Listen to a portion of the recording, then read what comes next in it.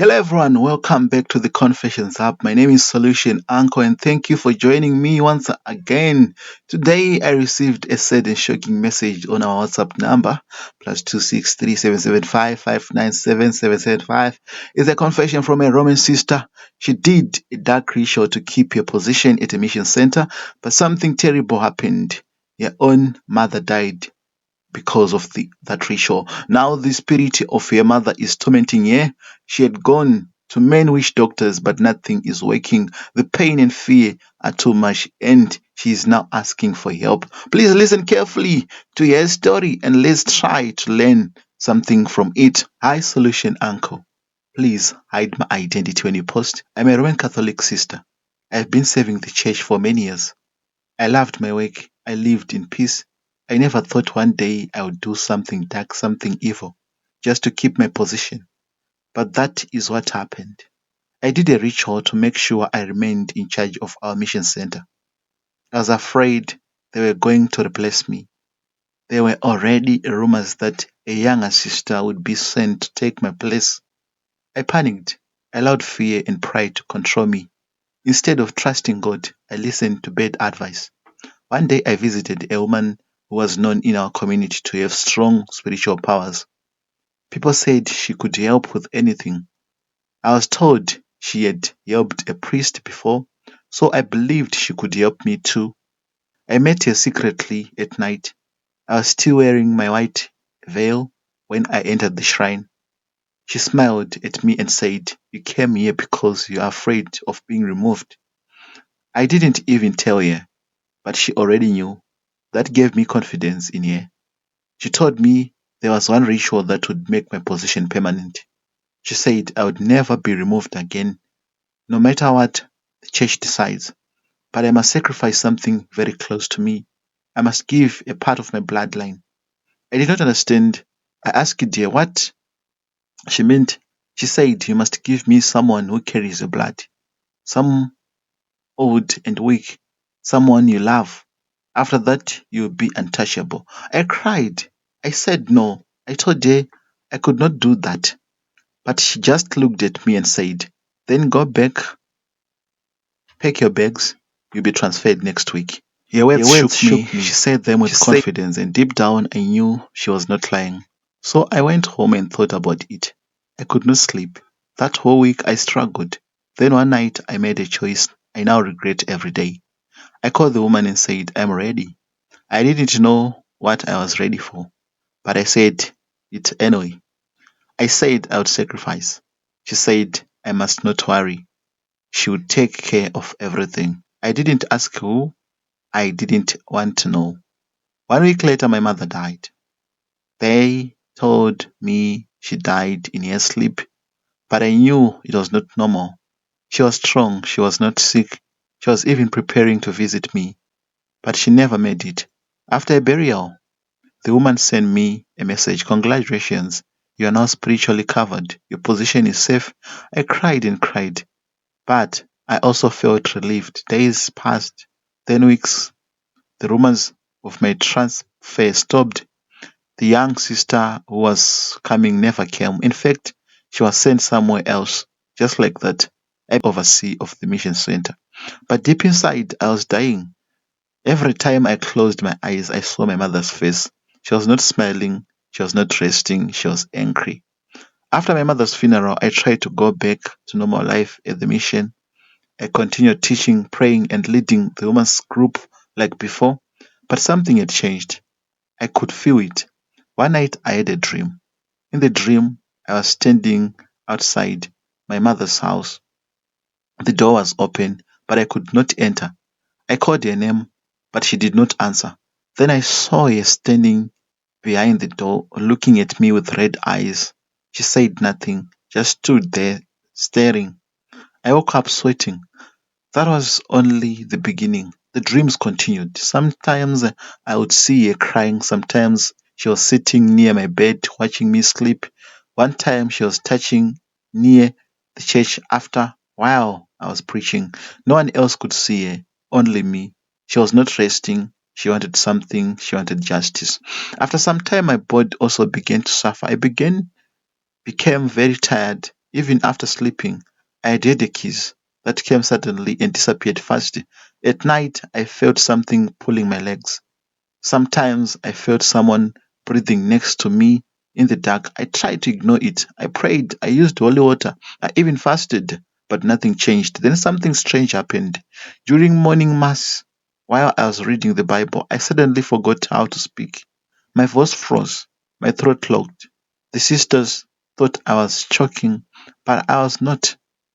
It was something spiritual. I knew it. Later that day, I found my Bible torn in the drawer, pages missing, cross broken, my rosary melted in the middle. I knew the spirit of my mother was visiting. It was now living with me. It was no longer visiting, it was now living with me. At this point, I broke down. I could not take it anymore. I stopped trusting the church. I stopped praying. I stopped leading women's meetings. Deep down, I felt like I was not worth to be in God's house. So I returned to the dark side. I went back to the same woman who helped me the first time. She was happy to see me. She said, "You have come back to renew your protection." I said, "No, I came because my mother is after me." Her face changed. She said, "You're supposed to give her a full funeral sacrifice. You buried her like a normal person. That was a mistake." I asked it what I should do. She said, "I must bring a black goat, 3 calabashes of blood, and new white cloth." I did everything. I followed every instruction. Still, the dreams continued. The attacks became strong. So I went to another witch doctor in another town, then another, then another. Each one gave me different instructions. Some asked for animals, some asked for money, some asked for things that I'm ashamed to mention, but nothing worked. One day during Mass, in front of everyone, I started screaming. I don't even remember it. But the sisters told me later that I was shouting my mother's name, begging her to forgive me. That was when everyone began to suspect something was wrong. I pretended it was just stress.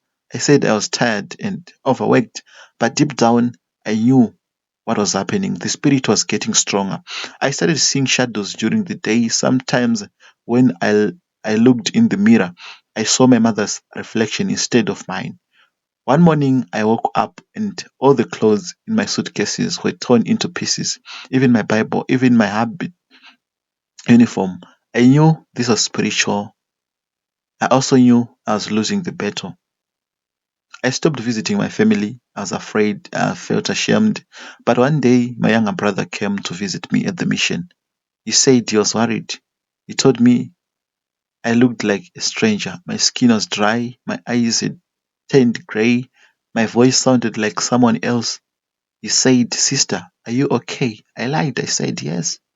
But that night, something strange happened. My brother was sleeping in the guest room. I heard him screaming. When I rushed in, he said a woman was sitting on my chest.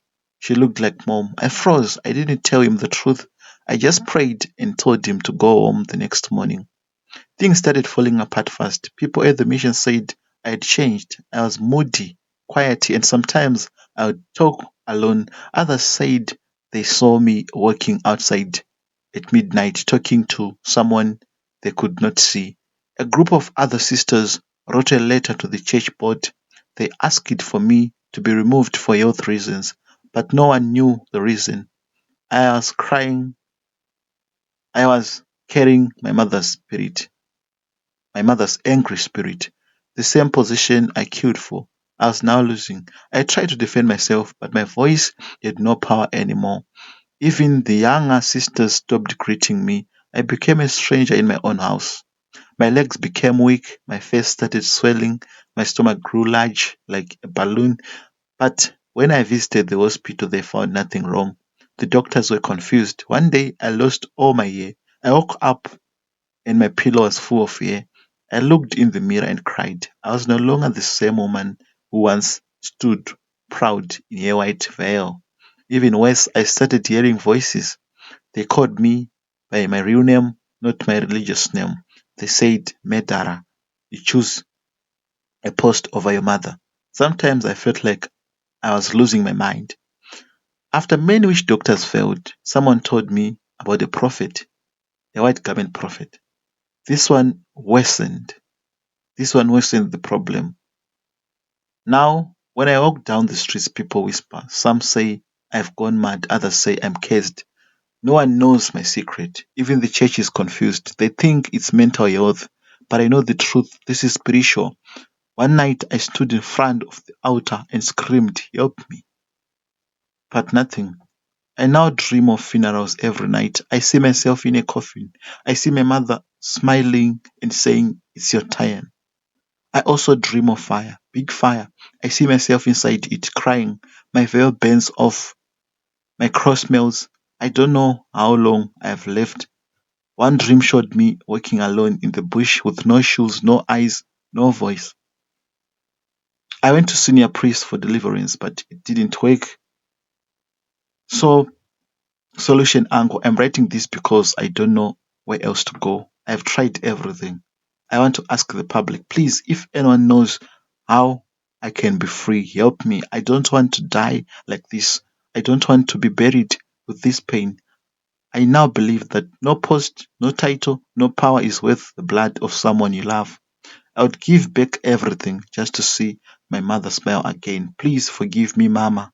And please, Solution Uncle, help me find true deliverance before it's late.